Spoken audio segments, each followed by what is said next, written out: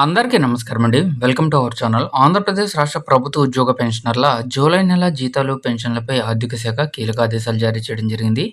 ఈ వీడియోలో వీటి గురించి పూర్తి వివరాలైతే తెలుసుకుందాం. ముందుగా జీతాలు, పెన్షన్లు ఒకటో తేదీనే జమ కావాలని కోరుకునే ప్రతి ఒక్క ఉద్యోగి కూడా వీడియోని ఒక లైక్ చేసి, మీ తోటి ఉద్యోగ మిత్రులకు వీడియోని అయితే షేర్ చేయండి.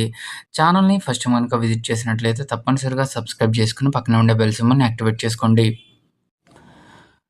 జీతాల చెల్లింపులపై ఆర్థిక శాఖ కీలక ఆదేశాలు. ప్రతి నెల ఒకటో తేదీనే ఉద్యోగులకు జీతాలు చెల్లించాలని రాష్ట్ర ప్రభుత్వం నిర్ణయించింది. ఈ లక్ష్యాన్ని తప్పనిసరిగా అమలు చేయాలని ఆర్థిక శాఖ అన్ని శాఖలకు మెమో కూడా జారీ చేసింది.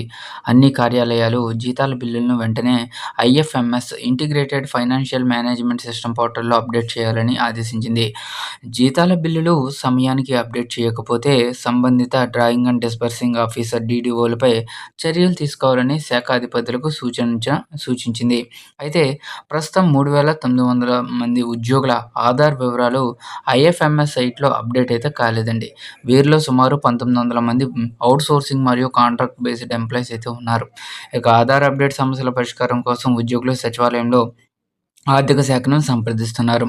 గతంలోని డిప్యుటేషన్‌లో పనిచేసి ట్రాన్స్‌ఫర్‌పై కొత్త చోట చేరిన ఉద్యోగులకి కూడా ఆధార్ అప్డేట్ సమస్యలైతే ఎదురవుతున్నాయండి. అలాగే ఔట్‌సోర్సింగు, కాంట్రాక్ట్ ఉద్యోగుల సేవా కాలాన్ని ఈ నెల కూడా పొడిగించినట్లు ఆర్థిక శాఖ తెలిపింది. అన్ని శాఖలు కూడా వారి జీతాల బిల్లులను వెంటనే పంపించాలని మరోసారి అయితే సూచించింది.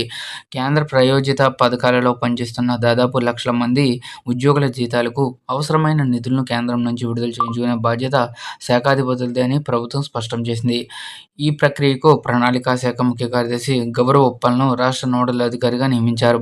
ఇక జీతాల బిల్లులు పెండింగ్‌లో ఉంటే ముందుగానే ఆర్థిక శాఖకు తెలియజేయాలని శాఖాధిపతులను ఆదేశించారు. జూలై 30 లోపు ఏ ఉద్యోగి జీతాల బిల్లులు పంపకపోతే దానికి పూర్తి బాధ్యత సంబంధిత డీడీఓదే అని ఆర్థిక శాఖ హెచ్చరించింది. దీంతో అనేక మంది డీడీఓలు సచివాలయానికి వెళ్లి సాంకేతిక సమస్యలను పరిష్కరించుకుంటున్నారు. కేంద్ర నిధుల ఆలస్యమైతే రాష్ట్ర ఆర్థిక శాఖ తాత్కాలికంగా జీతాల కోసం నిధులు సర్దుబాటు చేస్తుందా అన్నది ఇంకా స్పష్టత అయితే రావాల్సి ఉంది.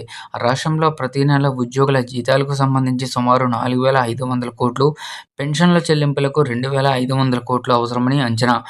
ప్రతి ఉద్యోగికి ఒకటో తేదీనే జీతం అందేలా చర్యలు తీసుకోవాలని మొత్తం మీద ఆర్థిక శాఖ అన్ని శాఖలకు కఠిన ఆదేశాలు జారీ చేసింది.